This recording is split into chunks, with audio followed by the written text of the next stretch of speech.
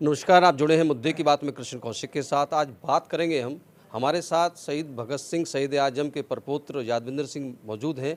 कल से एक समाचार बड़े सुर्खियों में है, जहां पर अरविंद केजरीवाल की वाइफ सुनीता केजरीवाल ने शहीद भगत सिंह की फ़ोटो के साथ साथ, जहां भीमराव अम्बेडकर के फ़ोटो के साथ साथ एक भगत अपना फ़ोटो लगाया है, जिसमें जेल की सलाखों के पीछे दिखाया है। तो विवाद बना हुआ है, उसको लेकर बात करेंगे यादविंदर जी से। यादविंदर जी नमस्कार, मुद्दे की बात में आपका स्वागत है।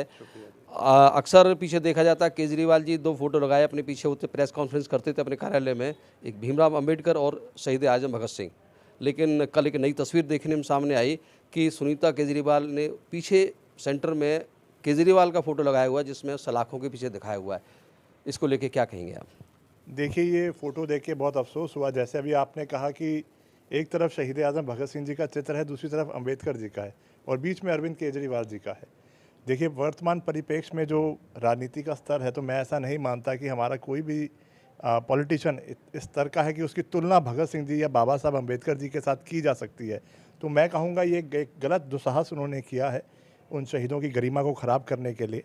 और अगर किसी कारणवश गलती से ऐसा हुआ भी है तो इसको ये ठीक करें, मैं ऐसी आशा और उम्मीद करता हूँ। ये देख के बहुत बुरा और गलत लगा। और साथ के साथ देखिए, हम बात भगत सिंह जी की कर रहे हैं। 23 साल की उम्र में हंसते हुए फांसी का फंदा उन्होंने चूमा।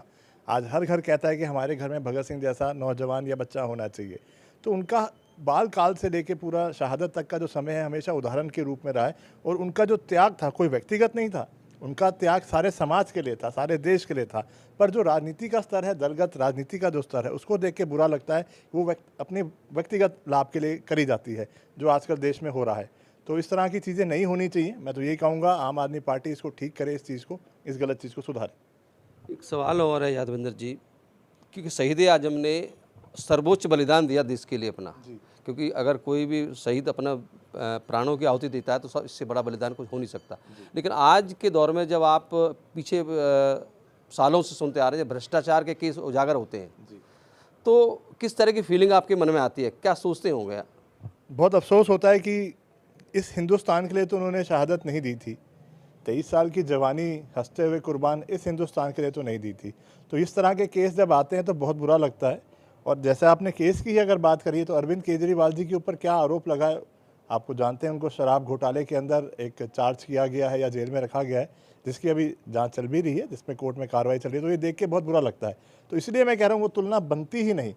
वो व्यक्ति किस लिए जेल के अंदर गया था, किस लिए हंसते हुए प्राणों को कुर्बान कर दिया जेल के अंदर, और जो हमारे राजनेता हैं वो क्या करते हैं, तो देख के बहुत अफसोस होता है। पीड़ा होती है बहुत ज़्यादा। बहुत पीड़ा होती है। और मुझे ही नहीं, मैं तो कह रहा हूँ पूरे भारतवर्ष से मुझे प्रतिक्रिया आ रही है, सारे हिंदुस्तान को ये गलत लगा है। ये तो ठीक है, भगत सिंह पूरे देश के हीरो हैं, जी। हर एक भारतीय के दिल में बसते हैं वो। लेकिन आप परिवार के मेंबर हैं, तो कहीं ना कहीं उस तरह की एक फीलिंग आती होगी भाई किस इस देश के लिए उन्होंने कुर्बानी दी अपनी, और आज देश में जो राजनेता इस तरह का भ्रष्टाचार कर रहे हैं। बहुत बहुत बुरा लगता है। जैसे वही मैंने कहा, बहुत बुरा लगता है कि इसके लिए तो नहीं शहादत दी थी।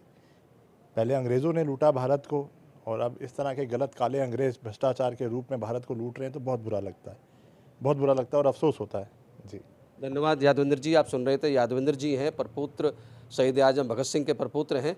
उन्होंने अपनी तकलीफ़ बताई, और कहीं ना कहीं जो एक केजरीवाल की वाइफ जो एक शहीद आजम की फ़ोटो के बीच में केजरीवाल का फ़ोटो लगाकर प्रेस कॉन्फ्रेंस कर रही है, उसको भी उन्होंने, उसके प्रति भी उन्होंने रोष जताया है, क्योंकि वो कहीं ना कहीं गलत है। कहीं ना कहीं वो शहीद आजम से कंपेयर करने का प्रयास किया है, वो उस गलती को सुधारें। आप जुड़े हुए तो मुद्दे की बात में कृष्ण कौशिक के साथ, हमारे साथ जुड़े रहने के लिए आपका बहुत बहुत धन्यवाद।